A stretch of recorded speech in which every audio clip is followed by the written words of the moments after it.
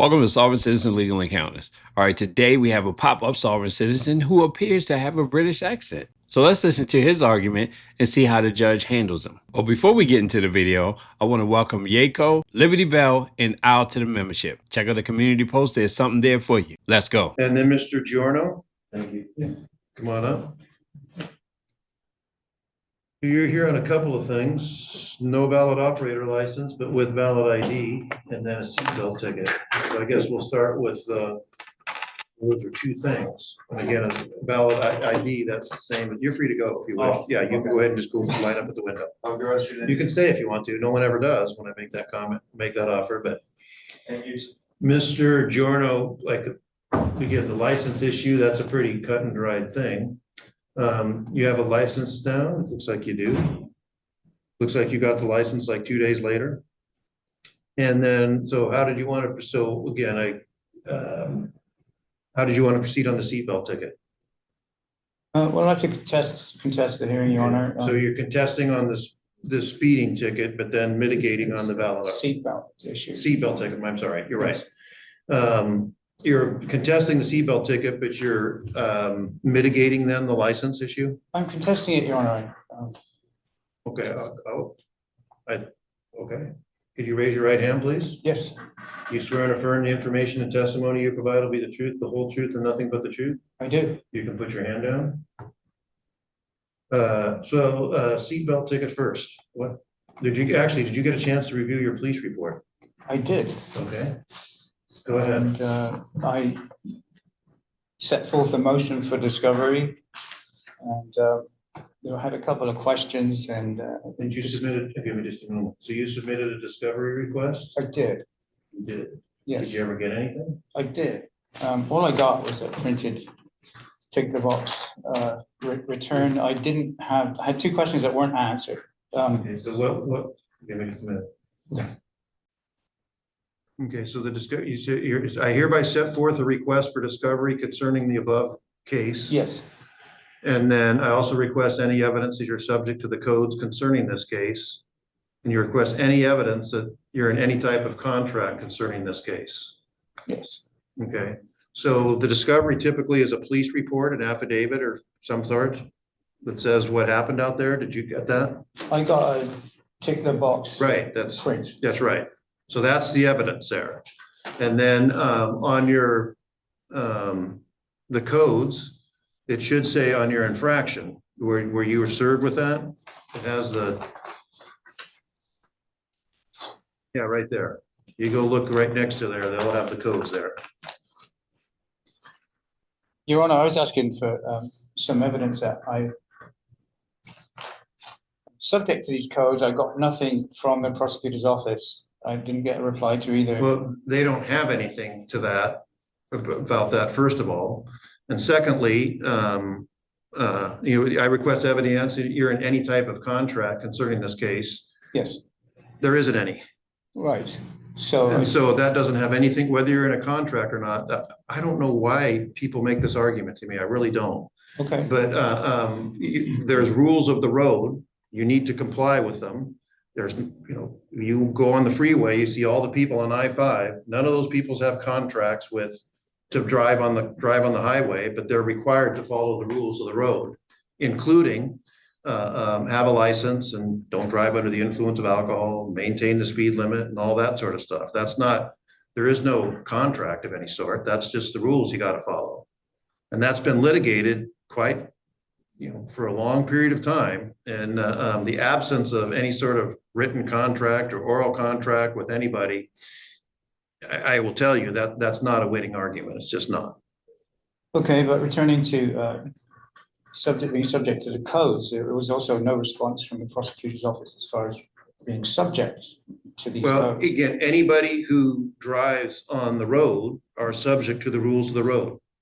I mean, they just are. You don't have and again, taking that away from the traffic, you're not allowed to rob a bank either. You're not allowed to assault people, but there's no, you just live under those codes. You don't have, no one ever came to you and said, hey, you're subject to the code that says you can't assault people.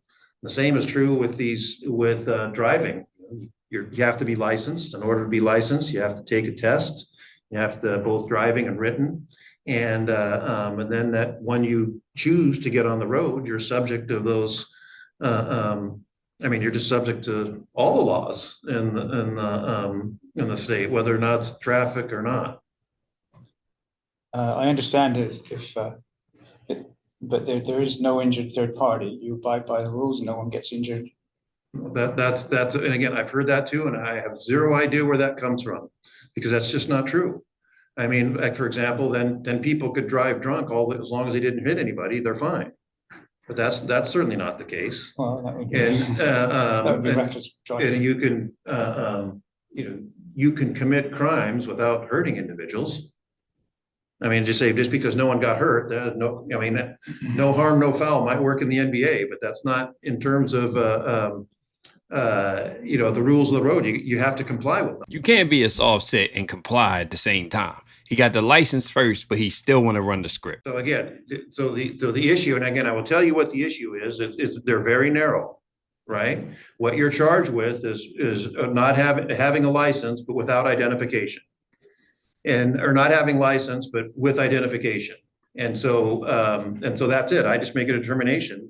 The police officer said in his report, you didn't have a license with you. And then it looks to me like you got one shortly thereafter. And that's, did you have a license when you were driving or not? That's the only inquiry. The second inquiry is, were you wearing your seatbelt or not? That's all there is to it. And so that's what I'm asked to decide. So I can swear you in and I'll hear from you. And then following that, I'll read the report and then I'll make a determination on those two issues, whether A, you were wearing a seatbelt, and 2, you were operating while you didn't have, without a valid license at the time. That's it. And you could mitigate, you could admit that, and that, well, the license ticket, that's an expensive ticket. And so again, if you want to think about what you want to do, I think Mr. McIntyre, I think, is probably taking a little bit more time than we thought. So I can take care of him if you want to think about what I'm saying. Maybe this is coming as news to you. I'll hear from Mr. McIntyre and then I'll come back and hear from you. So Mr. Giorno, where are we at? This is I've Ms. got one last thing I Johnson. want to say about the prosecutor's responsibilities. They're required to give you everything they have regarding this case. And this is all there is, just that police report and the citation. So there's no, this isn't a speeding ticket. There's no speed measuring device. There's no pictures or anything like that or video. It's just the officer's report saying that you didn't have your license and that you didn't have a seatbelt. So what do you want to do here today? Well, I had a seatbelt on and I would like Okay. to. So if you want to contest it, then I can't even remember now. Did I swear you in? Yes, sir. Okay, so talk to me about the seatbelt. Well, the officer's report is fabricated hearsay. I say it's inadmissible hearsay, and I motion to strike because. So this hang is on just a minute, incorrect. let me get the report up. How is it hearsay? He says I admitted to it. I did not. Of course he would say that because the officer isn't present. Of course not. And I would like to see the video. I'd like to cross-examine. There is no video. Okay. And if you want to, you need to make a request to have the officer present in order to do that. If you want it, and then in the absence of having the officer present, I can decide it from the court rules are clear on that. I can rely on the report. I want to set it over for a period of time to most people ask for the officer to show up, hoping they won't. Would you have told him that? Let me know in the comments. It's not my frank opinion, but if you want, I'll give you the benefit of setting this over to have so the trooper can appear if you wish to do that. Well, I object to that, Your Honor, because I showed up today and Right. it seems But you need, again, this is another example of you need to follow the rules. In order to have the trip, you have to provide a request for that in advance of the hearing. We never got the request. Your Honor, I understand that it's the burden of proof is on the plaintiff. True? So the officer's not here. That's There's true. a failure to appear. So I can't cross-examine the Yeah. officer. But I And don't he think, did say that it was videoed. well, they might not, they probably, again, on takes like this, we wouldn't have preserved that and sent it to the prosecutor's office. You didn't make the request to State Patrol to get that. You made a request to the prosecutor's office. What they had for the case. Well, it's a little hard to discuss things with State Patrol. What's that? It's a little difficult to discuss issues with State Patrol when they are in a certain mode. Okay, So, what do you want to do here? Again, I'm still not too clear. Well- If you want to contest the seatbelt, we can do that. And then tell me what happened out there. Were you wearing your seatbelt? And if not, why not? And tell me what the misunderstanding with the officer is. Well, go ahead. well, the officer could not have seen what I was doing either way because he did a 180-degree wheel spin in the middle of Elm Highway, where I've lived for 35 years, to pursue me. I, as far as I know, had a valid driver's license and have always had a valid driver's license. So I contest that I don't have any evidence from the prosecutor's office. I don't have any witness to cross-examine. You do have evidence from the prosecutor's office. You have that report. This is a print, Your Honor. I know what it is. I'm looking at the same thing. I have one, the original. At the bottom of it, you can say it was certified under penalty of perjury. And then there's the officer's signature on there. Well, Give me just a minute. Give me just a minute here. Okay.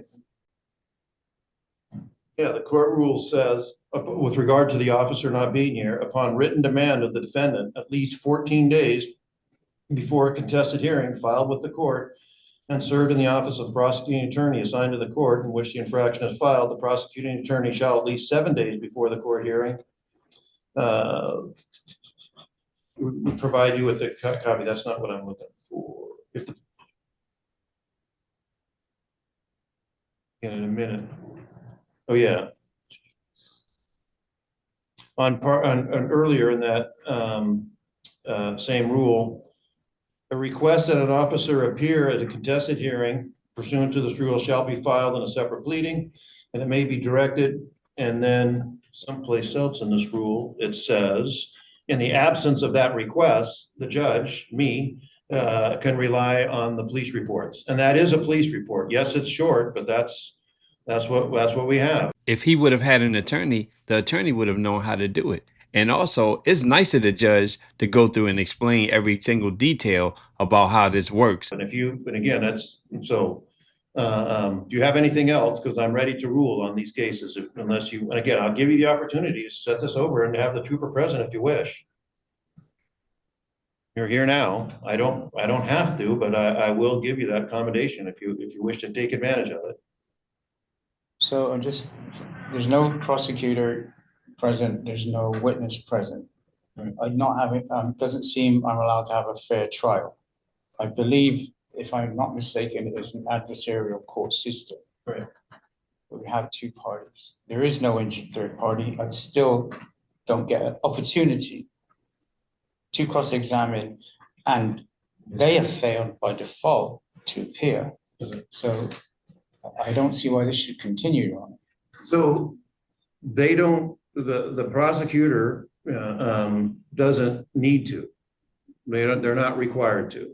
And the fact that they don't on these infractions, again, they rely on the report. And so, and that's just what they do. And sometimes they do that to their peril. You don't know how I'm gonna rule on these cases. And sometimes these reports are incomplete, or I don't know, you were here at 1:30, they didn't even file one. So the case was dismissed and the woman who was there just left. And that happens sometimes too. And so the rules allow for this sort of procedure. And like I say, I'm giving you the opportunity to have that trooper present if you want to take it.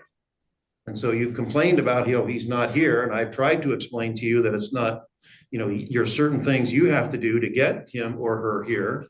And you didn't do them, but I'm giving you the opportunity to set this over so you can speak with them if you wish. And it's entirely up to you.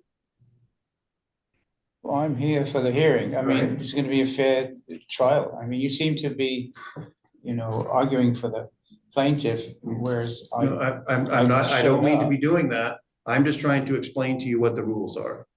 And in certain instances like these, they don't have to do things. And so I'm not saying about the sufficiency of the evidence. I'm not saying, well, you should be convicted for, or be found adjudicated for, found committed for this reason or for that reason. I'm not saying any of that. I'm just saying, these are the rules for this sorts of procedure. And if you perceive that as me being on the side of big arguing against you, I'm sorry about that, but that's not what I'm trying to do. Well, this print that the officer gave me, I did not and was not able to see who was in his vehicle. Okay. So I have no idea who printed that up. I have no idea. There is no personal signature on anything. Well, if they have an electronic ticket printer in the car, it's not going to be a signature on it. And yet again, I'm here and showed up and they don't have a case. They're not here. Well, I'm a little bit perplexed by that. so here's what I'm prepared to do here today. With regard, you have 2 infractions here, and with regard to you're correct. You've shown up. I've sworn you in. I've listened to you testify. With regard to the seatbelt ticket, I'll give you the benefit of the doubt. It will be a finding of not committed on the seatbelt ticket. Eh? However, with regard to the license, based on the report of the police report, combined with the fact that on your ADR, which I'm allowed to look at, it looks like you were issued a license 2 days after this. It will be a finding of committed with driving without the license. Your Honor, I forgot to bring my old license in. You can't read the date on it. I mean, it's just, Okay, so again, it sounds like an entrapment. It's not like the Department of Licensing sends you a notice because license went in the laundry or whatever, you can't read it. And suddenly I'm just driving like normal, and it's like, oh, that's crazy. I couldn't even read it. And I'll bring it in. I'm going to go back to, and I'm going to say this one last thing, and then I told you how I'm going to rule on these infractions, but I will respond to that. Yeah. In this manner, and that is, it's, again, when you get on the road, it's your responsibility to comply with the rules of the road. It just is. And part of that is it's your responsibility to make sure you're appropriately licensed. And I'm not seeing it. You're right. You didn't see that. I don't know what it looked like when it came out of the laundry, but that's going to be my ruling on this case. And so they'll be not committed on the seatbelt, and that'll be dismissed. It will be committed on the no valid operator license, and the fine is, since you got a license shortly thereafter, I will reduce the fine. I'll chop the fine in half. But I got The fine, discovery. The fine will be, and again, hang on just a second. The fine will be $280. And again, I tried to explain to you, that is the discovery, that police report, that's what it is. But discovery did not say that I am subject to these codes. Well, again, I tried to explain that to you too. When you choose to get on the road, you're subject to the rules of the road. You need to follow. I object. This is not fair. You can object and you can appeal if you wish also. I will. Okay. I will. This is not fair. You can give him a piece of paper. You can come up this and you can take this to the window and you set up payment arrangements, file your appeal or whatever you wish to do. That's fine. You're certainly free to do that. You're acting as a prosecutor, giving me a bill. I disagree. This is not fair. This is not a fair trial. They didn't show up. The onus and burden of proof is not on me. I'm not subject to these codes according to the prosecutor's office. So I'm not subject to a fine until we have a fair trial. And that's why, in my opinion, he should have been found guilty of all of it. Then if he didn't like that, he could have appealed the decision. Fair and impartial. Okay, I've told you what I've ruled. I've tried to explain to you the rules of infraction hearings. They don't necessarily need to. Sometimes they choose to, sometimes they don't. They don't have to. They filed the police report. I can rely on that. The court rules allow that. I know you disagree with that, and that's The officer doesn't even have the decency to sign his own name. and you can come and take this and you can take that to the window and set up payment arrangements. Or if you want to refuse to pay it, it'll be an unpaid infraction and I'm not, I'm telling you what I've done here today, and that's gonna be the hearing will be concluded. You didn't offer me another option that you stated at the opening of this hearing. You didn't offer me a deferral. I did offer you a deferral. You told me you were wanted to contest it. I mean, I clearly offered you a deferral. I thought I said that at the beginning. I went through all three options. And, At the beginning, when everyone was present. yeah, and I told everybody what their options are. And then when they come to the table, they tell me what they want to do. Yes. Well, I was pursuing a line of contesting this. Right, and that's what you did. And then I made my ruling. And I ruled against you, which is what happens here today. So you can come and get that or refuse to take it, whatever you wish to do, but this hearing will be concluded, and that'll be it for this hearing. So he gets the benefit of the doubt for the seatbelt, and then he gets half of the fine for the license, and he's still not happy. Well, I hope you enjoyed the video. Give it a thumbs up if you did. I would like for you to comment on this video because I'm interested in looking at the comments and different opinions that I'll see about how the judge handled this case. See you around on the next one.